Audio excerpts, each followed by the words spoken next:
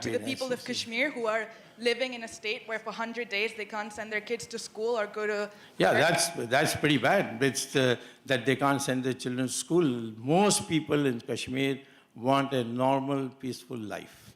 And these agitators are instigated by Pakistan. We are convinced of it. I am convinced of it on what has been presented to our committee. And I will tell you that we have not used all the force that we could. We have used the minimum force. But when you are attacked, when the police is attacked, you can't tell them that just turn the other cheek. If they have to do something, earlier on they were using bullets, now they're using pellets. So therefore, at some stage, those who are instigating these children to come out on the streets, they have to be identified by the society and handed over to us. We are also catching many of them. And I'm sure that whoever is elected in Kashmir has not expressed any sympathy for this. You saw Umar Abdullah here itself. He did not defend them. In fact, he didn't even criticize the killing of that Barhani. He only said that the mismanagement of the situation after. That was it. And he is not a member of our coalition. It's Mufti Said's daughter, who is Mehbooba, who's the chief minister, who's in alliance with us. And I think the world is being given a false impression that there is an uprising in Kashmir. Of course, it's a fact that people are coming on the streets, but I know from an Indian experience that coming out on the streets and burning buses and throwing stones at the police has happened many times, and then it fizzles out. There was a Dravidian movement in Tamil Nadu. It has fizzled out. Now they have become part of our society. They contest elections and they become chief ministers and make money like everybody else. No, right here. Sir, India doesn't want to take any mediation with regard to Kashmir. India also doesn't want to implement UN resolutions. Yes. So India wants to speak to Pakistan. Who is there in Pakistan to speak? And what exactly India wants to speak when it says very clearly that the entire Kashmir region is part of itself? No, I have not said anywhere that India wants to speak to Pakistan. I said we don't know who to speak to Pakistan in Pakistan. Until that is resolved, then the question of speaking to Pakistan doesn't arise. It's no point in speaking to the elected government in Pakistan because they don't carry any weight. They are not able to implement any decision. They told us so many things in private. None of it has been even remotely implemented.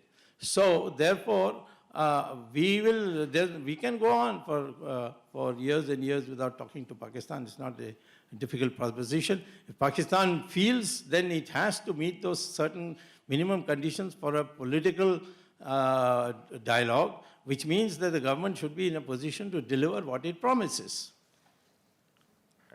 Right there. Hi, sir. I am speaking to you today. I respect you, sir. You're my elder. And I'm a proud Indian, I want to say. And I'm speaking to you as a concerned Indian today because some of the rhetoric that has been flying in this room is rather disturbing to me as a Sikh and as an Indian, because this whole idea of Islamicization of things, I mean, like my friend said, there are fundamentals in every society. There were Sikh fundamentals in 1984. There have been Hindu fundamentals in India as well. So I do not understand how you can sort of, I mean, if the fundamentals are sort of, Islamicizing this issue, is the right response to sort of claim that everybody had a Hindu DNA or an ancient culture that everybody belonged to? Doesn't that polarize societies instead of joining them together? Well, that means that a Sikh as well has a Hindu DNA.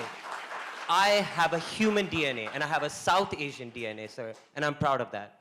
Well, you can be proud of what you want to be. I'm not putting any ban on that.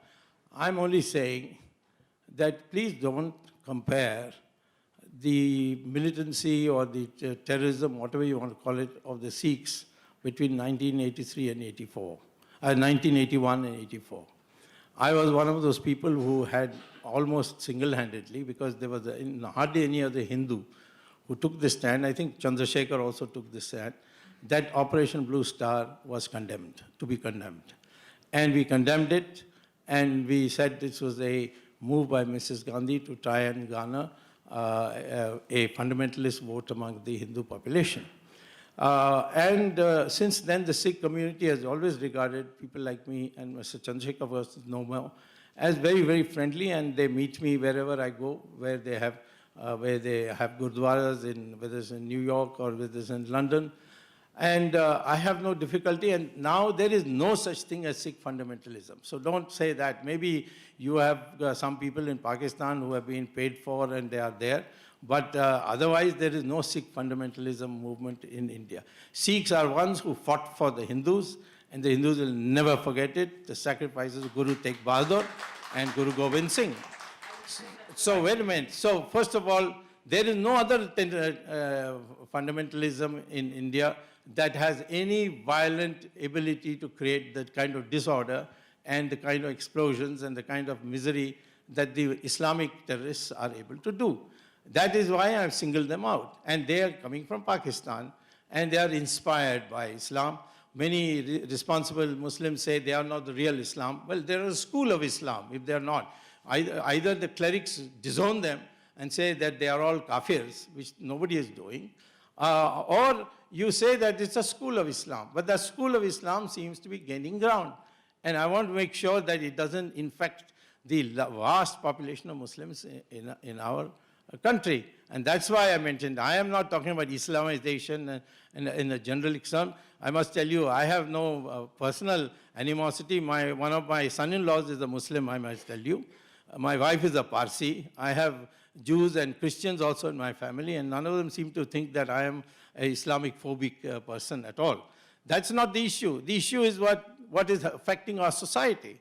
Our society is being daily, by the use of money power and the internet, the Muslim youth are being targeted that they must fight, they must die for creating a caliphate in Kashmir. This is the kind of propaganda that is going on, and we have to meet that. I promise I'll get to everyone. V-neck Gray. Sir, I just had a question. Speech, I really appreciate the insight. So, based on the Independence Act of 1947, Balochistan was not supposed to be part of Pakistan. That's right. And 1 out of 4 or 5 areas of Balochistan was supposed to be part of Pakistan. Pakistan forcibly entered Balochistan, just like they entered Kashmir. So now, they've been murdering Balochis and throwing them out of airplanes for how many years? So I ask you the question: what do you think the role is that India should play in helping Balochistan gain its independence? Yeah. Well, we have reached that stage, yes. I think, first of all, those who are Baluchis and living in New York, you should set up a human rights center, produce sufficient literature, and then go to the UN and try to get people to get concerned, and perhaps at the UN in Geneva to set up a commission on these violent things. I know that tremendous violence is a thing, but it's all anecdotal. I would like this to be documented, and then after you do it, then by then maybe circumstances changes when India could do something. Do you think they should give asylum to I think that's on process, so I'd rather not comment on it just now, but I think it appears to me something that will happen. Again, please wait for the mic to speak. The individual in the back, the blue shirt. Dr. Swamy, thank you so much for coming tonight. You look very dashing. You mentioned a lot of great resolutions and laws in your speech, but I think one important one that was missed was ASPA. This is the Armed Forces Special Provisions Act, which allows forces to go in and act with impunity. Yeah. And it's very evident that in Kashmir it's being used very widely. Yeah. The forces there use pellet guns, and I don't think they use them all the time on individuals who have been paid by Pakistan. There's a very clear example of a young girl, 11 years old. Her name is Insha. She was standing by her window and she was shot by a pellet gun. And she went to India for surgery. She went to a Delhi hospital. She's blinded. I don't think she was paid to look out of her window at the forces. So the question is, do you think your government protects human rights in Kashmir? And why are Kashmiris the only group of people who are impacted by the pellet gun? Nowhere else is it used in the entire country of India.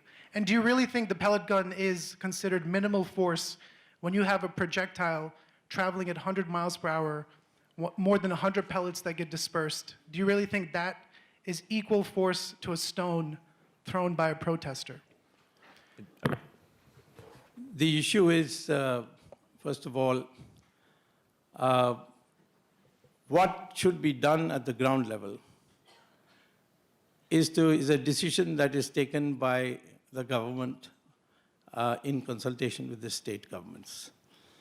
In this particular case, except for a little noise here or there, the government of Kashmir, of which, of course, the BJP is part of, has not raised any demand that this should be stopped. Although the Home Minister, the Union Home Minister on his visit said that we will reduce the occasions in which this can be used. Now, demonstrations which are violent against the armed forces, what is an appropriate force can always be challenged in the Supreme Court. And it has been challenged once, and the Supreme Court did not agree to put a restriction. The Kashmir, in the AFSA part, again, the Manipur, the Supreme Court directed that it's gone on too long and it should be lifted, and we have lifted it. Now, same thing, no other part of India this is happening. Of course, there's no other part of India where this kind of agitation is taking place, where people are assembling and throwing stones at the law and order forces. It happens to be that only in Kashmir, and Kashmir because Pakistan is instigating it, and we are basing it on the solid information that we have, and therefore it has to be put down. We can't demoralize our police saying that you turn the other cheek when they throw a stone at you. They have to be told that you can use force, including firing pellets, if you feel that's the only way to protect things. The local commanders are given that freedom. And I don't think all this appeal to human rights and so on, nobody has to give us lectures. I have fought for human rights when Mrs. Gandhi declared a state of emergency in India. And I had been recognized as the man who made the difference for Mrs. Gandhi to ultimately go and declare elections, which she lost, of course. So the issue is of human rights, we are all committed. The Indian Constitution has enough provisions for it. And I don't think we have to be given lectures on human rights. If that was so, then I would like to say that there is no other country which can match us. Do you think the United States can match us in superior human rights? Obviously not. I can give you 1,000 examples where the human rights have not been, by the standards of the liberals, it has not been adhered to in the United States. So we have to decide. We will not allow Kashmir to go into lawlessness, and the necessary force to control it we will use. And we are not going to listen to anybody's lectures on human rights. The individual in the black. Speak up in the mic. Okay. According to you, there's no fundamentalists in India. You were thanked by Jews because you saved them when they were killed. So it means India is a heaven on earth. But I think I own my country. I own what we've done, and there's lots of time in Pakistan has taken steps that should not have been taken. I own it. But would you like to own Amir Khan? He thinks he